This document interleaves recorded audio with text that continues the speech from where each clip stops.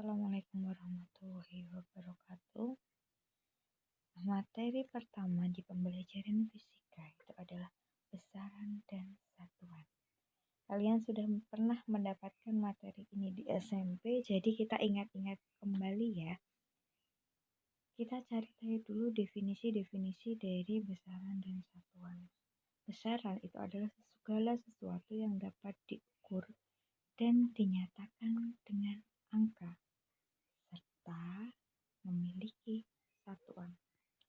Satuan itu apa? Nah, satuan itu adalah sesuatu yang digunakan untuk menyatakan ukuran besaran.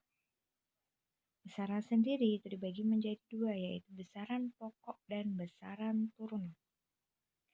Besaran pokok adalah besaran yang satuannya itu sudah ditetapkan terlebih dahulu. Sedangkan besaran turunan itu adalah besaran yang terdiri dari beberapa besaran pokok. Nanti kita juga akan belajar dengan yang namanya dimensi. Kalau dimensi ini kalian belum dapatkan di SMP ya. Dimensi itu adalah cara menyatakan suatu besaran dengan lambang besaran pokok. Biasanya itu ditulis dengan huruf besar atau kapital dan diberi tanda kurung kelawar. Kurung kelawar itu tanda di kanan kiri. Besaran pokok itu ada 7. Yang pertama adalah panjang. Satuannya itu meter. Satuan di sini ada satuan yang digunakan dalam dunia internasional yang disepakati oleh seluruh dunia.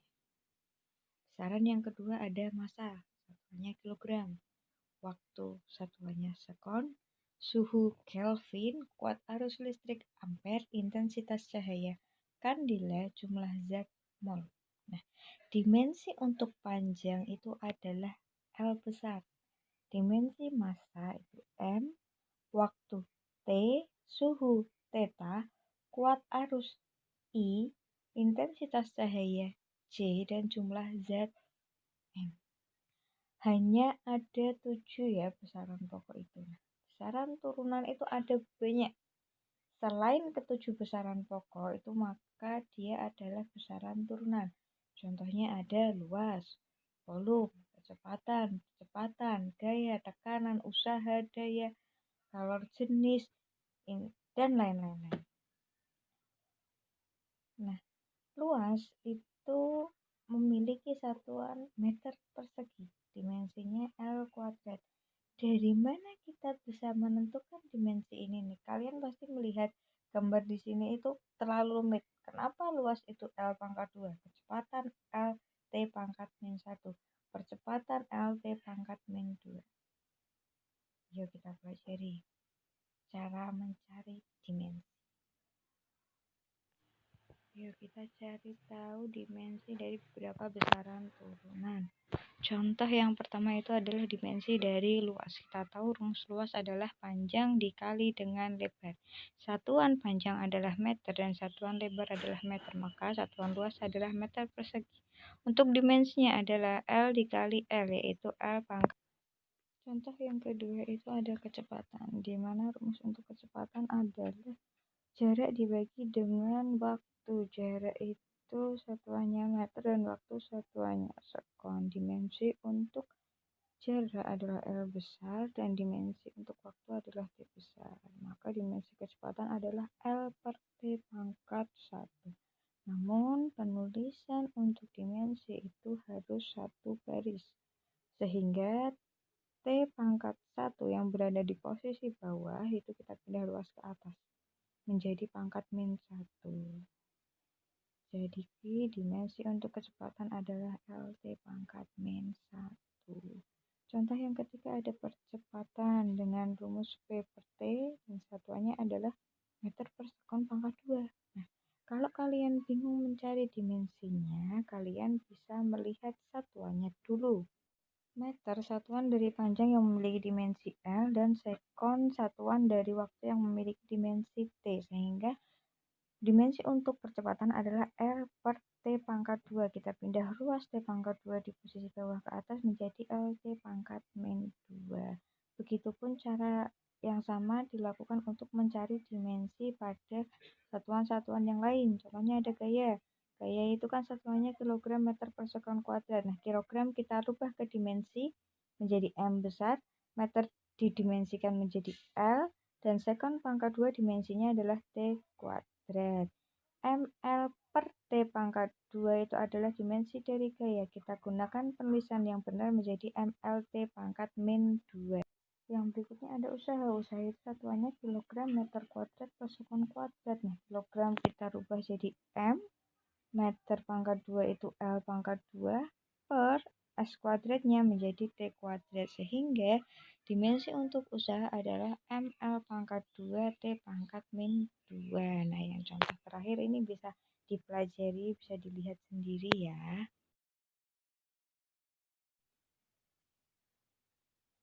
Kemudian ada konversi satuan.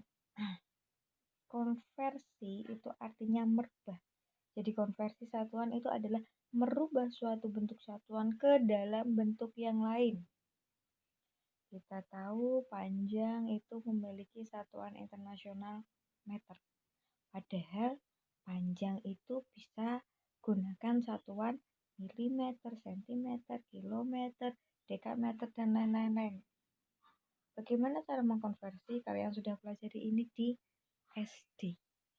Kalau mau merubah satuan dari meter ke milimeter, berarti dikali berapa? Dari meter ke milimeter. Kita hitung penurunannya. Meter, desimeter, sentimeter, milimeter. 3 kali penurunan berarti dikali dengan 1000 karena nolnya ada 3. Satuan panjang itu juga ada feet. Feet itu apa sih? Kalau dalam bahasa Indonesia, feet itu bahasa Inggris ya. Kalau dalam bahasa Indonesia itu berarti kaki. 1 kaki itu setara dengan 30,5 cm. Bisa dilihat di sini ya. Dan 1 meter itu 3,28 feet. Nih. Ada satuan yang lain yaitu mil. Wah, kalau ini yang sering nonton acara-acara luar negeri sering gunakan mil. 1 kilometer itu setara dengan 0,621 mil. Berarti kalau 2 kilometer itu sama dengan 1,242 mil. Ada besaran volume. Volume 1 liter itu setara dengan 54,6 in kubik. Bisa dibaca di sini satuan-satuan yang lain ya. Nah, kemudian ada awalan satuan. Awalan satuan itu apa ya? Awalan satuan itu mempermudah kalian dalam penyebutan angka yang besar. Contoh, giga. Nih, yang sering kalian gunakan ya. Sering kalian temukan ketika kalian membeli paket. Berapa giga, Mbak? Nah, gitu kan. Giga itu setara dengan berapa? 1,000-nya ada 9. Kalau nolnya pada 9 itu setara dengan 10 pangkat 9, 1 miliar ya berarti ya. Mbak mau beli kuota 2 GB, satuannya byte. Berarti 2 kali 10 pangkat 9 atau 2 miliar byte. Itu kuota yang dibeli kalau kalian belinya 2 GB. Dan lain-lain bisa dibaca di sini ya. Kemudian ada notasi ilmiah. Notasi ilmiah itu adalah cara penulisan deret bilangan ke dalam bentuk A kali 10 pangkat N. A itu bilangan real dari minus 10 hingga 10. Dan N itu adalah bilangan bulat. Contoh nih, 850.000 meter. Itu kan kalau ditulis terlalu banyak ya, terlalu panjang. Kita buat dalam bentuk notasi ilmiah. Ingat, dibentuk menjadi A kali 10 pangkat N. A-nya berarti 8,5. Kenapa 8,5? Karena A di sini nilainya min 10 hingga 10. 8,5 kali 10 pangkat 5. Kok bisa 10 pangkat 5? Kita jalan dari belakang ke depan. Ada berapa langkah menuju ke titik 8,5. Kalau kita berikan koma di depan 5 belakangnya 8 di sini, berarti kita hitung dari belakang ada berapa langkah? 1, 2, 1, 2, 3, 4, 5. Maka N-nya bernilai 5. Kemudian 0,000678. Tadi kan antara min 10 sampai 10. Berarti kita ambilnya 6,78. Taruh koma di belakang angka 6, di depan angka 7. Kita jalan dari koma depan ke koma yang berada di antara 6 dan 7. Ada berapa langkah? Yuk kita hitung. 1, 2, 3, 4, 5, 6. Ada 6 langkah. Kalau kita jalannya ke belakang, maka pangkatnya bertanda minus. Tapi kalau kita jalannya ke depan, itu pangkatnya bernilai positif. Kemudian, yang terakhir ini. Karena di bawah 10, berarti kita ambil koma berada di antara 6 dan 7. Kita hitung berapa langkah dari paling belakang. 1, 2, 3, 4, 5, 6, 7. Sehingga bentuk notasi ilmiah dari 67.865.900 kg adalah 6,78 kali 10 pangkat 7 kg.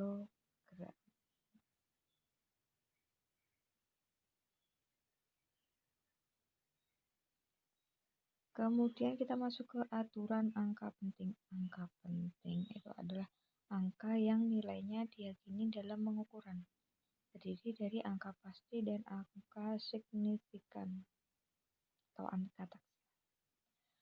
Ada 4 aturan dalam pemisahan angka penting. Yang pertama, semua angka bukan 0 itu adalah angka penting. Jadi angka 1, 2, 3, 4, 5 sampai dengan 9 itu merupakan angka penting. Contohnya ada 2, 6, 1,3. Karena di sini semuanya bukan angka 0, maka merupakan angka penting.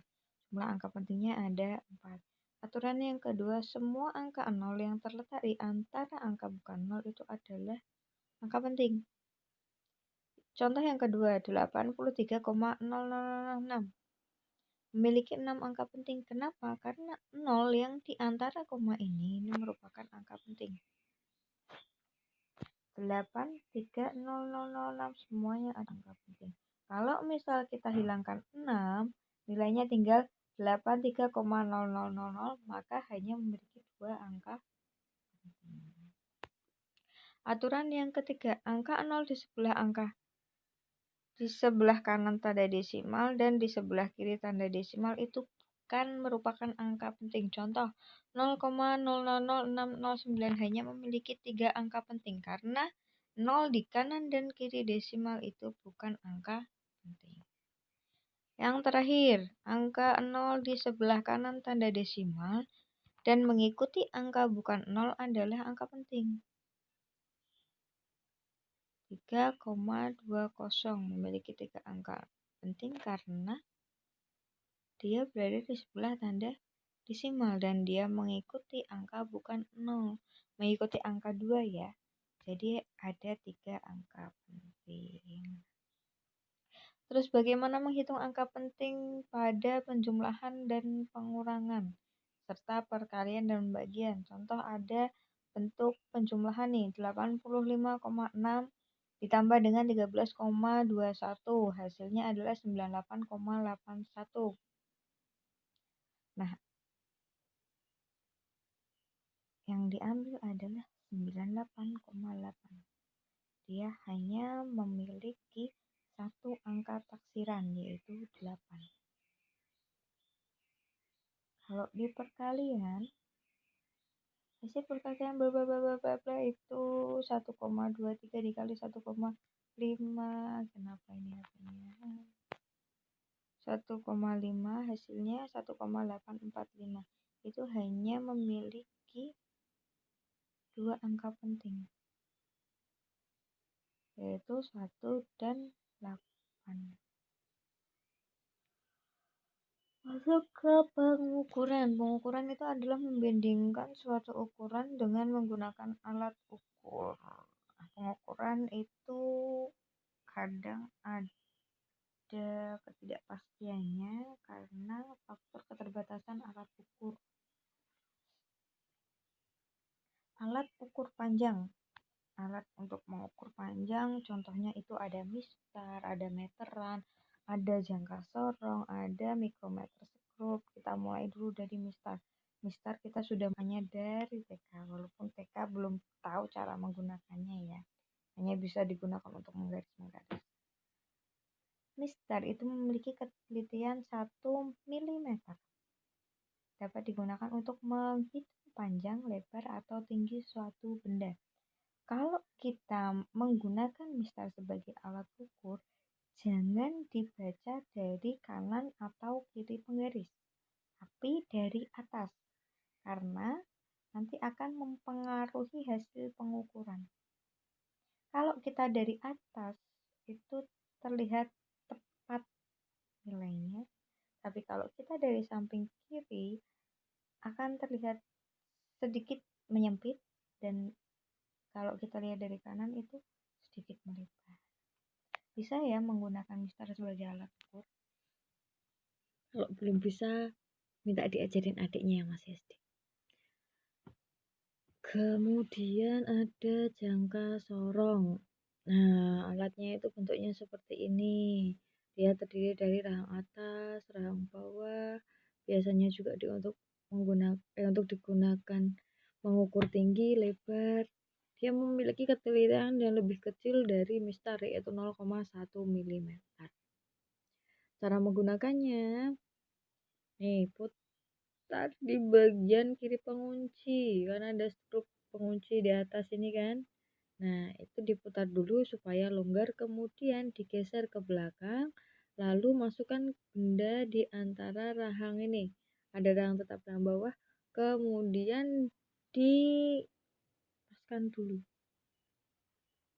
Besok buku Naah kirim cara menggunakan jangka sorong dan mikrometer skrup saja ya.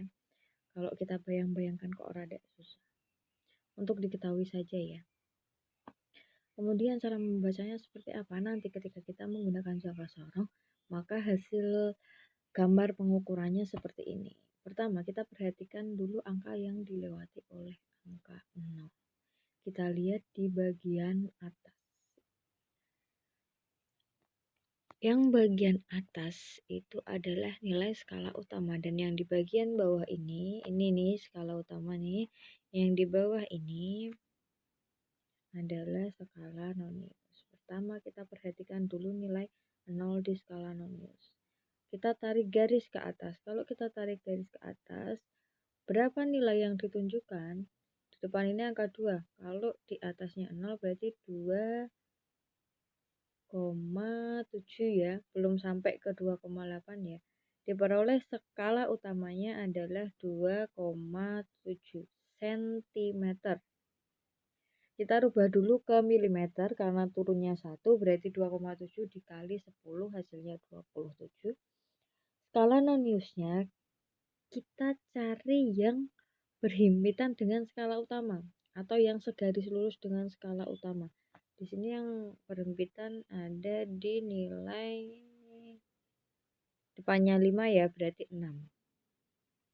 Dikali dengan ketelitian dari jangka sorong yaitu 0,1, maka skala nonius yang diperoleh adalah 0,6 mm. Hasilnya kita jumlahkan skala utama dan skala nonius. 27 ditambah 0,6 diperoleh 27,6 mm. Nah, penulisan hasil pengukuran dapat ditulis dengan 27,6 plus minus 0,05 atau plus minus dari setengah nilai skala terkecilnya dia. Skala terkecilnya kan 0,1. setengahnya berarti 0,05, satuannya milimeter. Kemudian ada lagi alat untuk mengukur panjang yaitu micrometer scope. Oh iya, tadi Bu Guru belum menyebutkan biasanya tanggal sorong buat mengukur apa ya? Bisa mengukur diameter dari spidol atau diameter dari suatu tutup botol yang barang-barang yang kecil-kecil gitu ya. Terus yang bagian bawah itu ada untuk mengukur kedalaman lubang. Lagi ke micrometer skrup. Nah, micrometer skrup ini juga memiliki dua skala, skala utama dan skala nonius. Cara menggunakannya hampir sama sih seperti jangka sorong. Besok Bu Guru jelaskan lagi. Dia memiliki ketelitian 0,01 mm. Biasanya bisa digunakan untuk mengukur bola atau kawat atau diameter besi dan lain-lain. Cara membacanya gimana? Nah, tadi kan Bu Guru sudah sebutkan kalau dia punya dua skala, yaitu skala utama dan skala nonius. Skala utama itu yang di bagian depan ini. Skala noniusnya yang bagian belakang. Dari gambar ini kita peroleh skala utamanya berapa nih? 0, 1, 2, 3, 4. Berarti skala utamanya adalah 4. Kenapa 4? Karena kita belum melihat garis kecil di bawah nih. Kalau garis kecil di bawah itu menunjukkan nilai 0,5. Skala utama diperoleh 4 mm. Mikrometer skrup itu sudah dalam satuan milimeter, jadi kita tidak perlu mengkonversikan lagi ya. Kemudian untuk menentukan skala nonius, kita lihat nilai yang segaris dengan garis tengah di skala utama ini. Seret, kalau kita gariskan lurusnya di angka 30, maka diperoleh nilai skala noniusnya adalah 30 dikali dengan ketelitian dari mikrometer skrup yaitu 0,01, maka skala nonius pada pengukuran di gambar ini adalah 0,3. Kita jumlahkan hasilnya untuk menghitung hasil pengukuran dengan mikrometer skrup ini diperoleh 4,3 mm. Hasil pengukuran dapat ditulis dengan 4,3 plus minus 0,005 mm. Berikutnya ada pengukuran massa. Kalau pengukuran massa itu sudah tidak asing ya, bisa kalian gunakan neraca atau bahasa mudahnya itu timbangan. Neraca ada banyak jenis, ada yang neraca digital, ada neraca sama lengan, ada neraca 3 lengan. Kalau neraca sama lengan itu biasanya digunakan di penjual emas, itu pernah lihat kan ya, lengan kanan dan kirinya sama. Nah, kalau neraca sama lengan itu dia memiliki ketelitian 0,1 gram. Kalau 3 lengan 0,01 gram. Kalau neraca digital dia lebih akurat, ketelitiannya adalah 0,001 gram. Kemudian ada pengukur waktu, kita bisa gunakan stopwatch atau jam tangan. Kalau jam tangan itu hanya bisa mengukur waktu paling sedikit 1 detik. Kalau stopwatch bisa 0,01 detik. Lalu ada pengukur suhu, itu namanya termometer. Termometer juga ada beberapa jenis, ada termometer alkohol, ada termometer digital, ada termometer bimetal. Kalau termometer bimetal itu biasanya digunakan di perusahaan-perusahaan atau pabrik besar gitu. Lalu ada alat ukur watt arus, ini namanya multimeter. Nah, multimeter itu bisa digunakan untuk menghitung watt arus, tegangan. Kalau ampermeter itu digunakan untuk mengukur kuat arus, sedangkan voltmeter itu digunakan untuk mengukur tegangannya. Alat ini itu bisa menghitung dua-duanya. Terakhir ini ada sumber kesalahan dalam pengukuran. Ada 4 sumber kesalahan dalam pengukuran. Yang pertama adalah kesalahan alami, yang kedua kesalahan alat, yang ketiga kesalahan manusia, dan keempat ada kesalahan hitung. Kesalahan alami itu biasanya dipengaruhi oleh keadaan lingkungan. Bisa efek suhu, gravitasi bumi, tekanan atmosfer, dan lain-lain.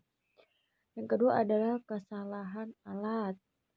Kesalahan yang terjadi pada alatnya atau kadang dia itu belum dikalibrasi. Sering kalau kita gunakan timbangan, loh kok aku jadi tambah gemuk? Kita lihat dulu garisnya itu sudah di nol apa belum. Kalau belum berada di titik nol maka perlu dikalibrasi dulu atau dinolkan. Yang ketiga adalah kesalahan manusia. Kesalahan paralaks atau kesalahan dalam membaca hasil pengukuran. Seperti tadi ketika kita membaca hasil pengukuran mistar itu harus dari atas, tidak boleh dari samping kanan kiri. Kalau kita samping kanan kiri nanti hasilnya akan berbeda. Terakhir ada kesalahan hitung. Kesalahan yang terjadi karena salah dalam menghitung hasil pengukuran. Terima kasih atas perhatiannya. Jangan lupa tugas-tugas yang kemarin dikumpulkan. Wassalamualaikum warahmatullahi wabarakatuh.